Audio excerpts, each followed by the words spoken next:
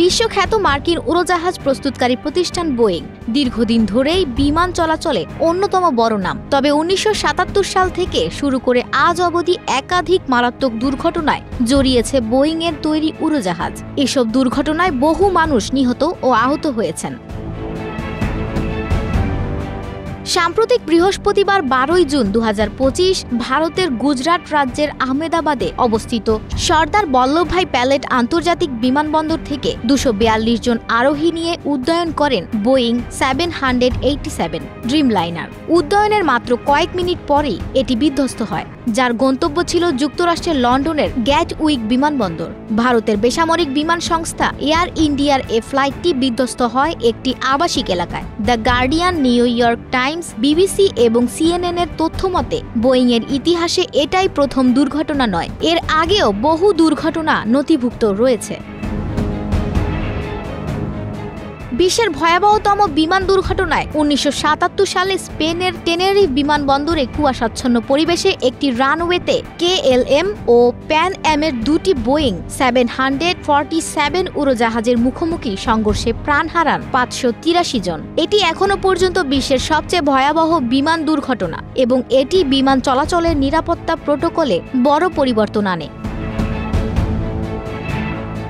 ১৯৮৫ সালে জাপান এয়ারলাইন্সের Boeing 747 SR flight 123 যান্ত্রিক ত্রুটির কারণে পাহাড়ে বিধ্বস্ত হয়। এতে প্রাণ হারান ৫২০ জন। তদন্তে জানা যায় বিমানের টেইল সেকশনের আগের করা মেরামত যথাযথ না হওয়ায় দুর্ঘটনাটি ঘটে। এটি একক বিমানের সবচেয়ে বেশি প্রাণহানির ঘটনা।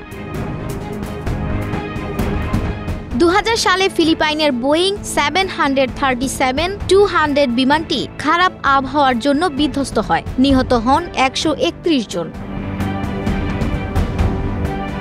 ২০০১ সালের ১১ সেপ্টেম্বর 9/11 হামলায় সন্ত্রাসীরা ব্যবহার করেছিল বোয়িং 757 এবং 767 মডেলের উড়োজাহাজ। এতে প্রাণ হারান ২৯৭৭ জন। এই ঘটনার পর বাণিজ্যিক বিমান নিরাপত্তায় বড় পরিবর্তন আনা হয়।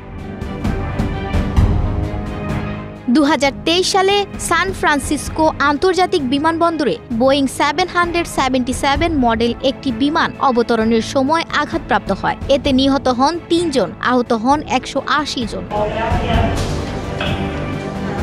২০১৪ সালে নেদারল্যান্ডসের আমস্টারডাম থেকে কুয়ালালামপুর যাওয়ার পথে বোয়িং 777 বিমানটি পূর্ব ইউক্রেনের আকাশে ক্ষেপণাস্ত্রের আঘাতে বিধ্বস্ত হয়। প্রাণ হারায় ২৯৮ জন। তদন্তে উঠে আসে রুশ সমর্থিত বিদ্রোহীরাই বিমানটিকে ভূপাতিত করেছিল। ২০১৮ সালে ইন্দোনেশিয়ার জাকার্তা থেকে উড্ডয়নের ১৩ মিনিট পর লায়ন এয়ারের বোয়িং 737 ম্যাক্স ফ্লাইট 610 সমুদ্রে বিধ্বস্ত হয়। ৮৯ জন নিহত হন।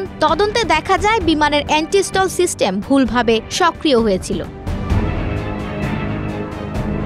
২০১৯ সালে একই রকম সফটওয়্যার ত্রুটির কারণে ইথিওপিয়ান এয়ারলাইন্সের ফ্লাইট 302 বিধ্বস্ত হয়। এতে নিহত হন ১৫৭ জন।